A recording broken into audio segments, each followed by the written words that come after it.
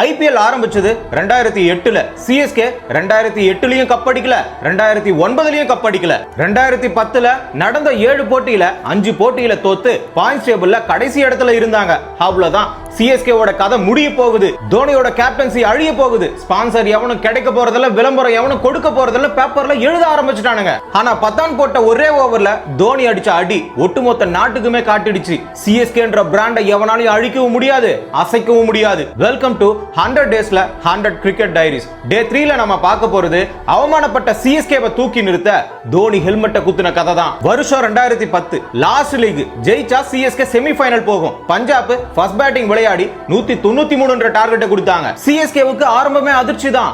Raina, Haden, Murali Vijay 3 பேருமே காலி. நல்லா ஆடிக்கிட்டு இருந்த பத்ரிநாத்தும் கொஞ்ச நேரத்துல காலி. டக் அவுட்ல பிரீத்தி ஜிந்தாவும் கிரவுண்ட்ல சங்ககாராவும் யுவராஜ் சிங்கும் மேட்ச் நம்ம கைக்கு வந்துடுச்சு, சென்னை காலின்னு சிரிக்கிறாங்க. ஆனா அப்ப அவங்களுக்கு தெரியாது களத்துல இருக்கிறது சரித்திரத்தை மாத்த போற சகாப்தம்னு. கிரீஸ்ல ஒத்தாலா நின்னு மேட்ச கடைசி ஓவர் வரைக்கும் எடுத்துட்டு போயிட்டாரு. 6 பாலுக்கு 16 அடிக்கணும். ஹேர்ல ஸ்விங் பண்ற இர்ஃபான் பதான் பால கையில வச்சுக்கிட்டு நிக்கிறாரு. ஃபர்ஸ்ட் பால் காட்டடி பவுண்டரி அடிக்கிறாரு. 5 பாலுக்கு 12 அடிக்கணும். அடுத்த பால்ல தோனிக்கு பிரஷர் 2 ரன் ஓடி எடுக்கிறாரு. 4 பாலுக்கு 10 அடிக்கணும். இர்ஃபான் பதான் தோனி பக்கத்துல வந்து ஏதோ சொல்லி ஒரு லுக்க விடுறாரு. சங்ககாரா ஃபீல்டிங் மாத்துறாரு. பிரீத்தி ஜிந்தா டென்ஷன்ல கைய பேசுறாங்க. 3வது பால்ல தோனி பேட்டை சுத்துல தர்மசாலா ஸ்டேடியத்தினுடைய கூரை மேல பட்டு அந்த ஸ்டேடியத்தோட வெளியே போயிட்டு விடுது. அடுத்த பால போடவே பத்தான் பயப்படுறாரு. இருந்தாலும் லாங் ஆஃப்ல ஒரு 6 அடிச்சு மேட்ச் முடிச்சாரு. பிரீத்தி ஜிந்தா தலைய கவுத்துக்கிட்டாங்க. யுவராஜ் சிங்கும் சங்ககாராவும் கிரவுண்ட்லயே என்ன நடந்ததுன்னு புரியாம உறைஞ்சு போய் நிக்கிறாங்க. அன்னைக்கு தான் தோனி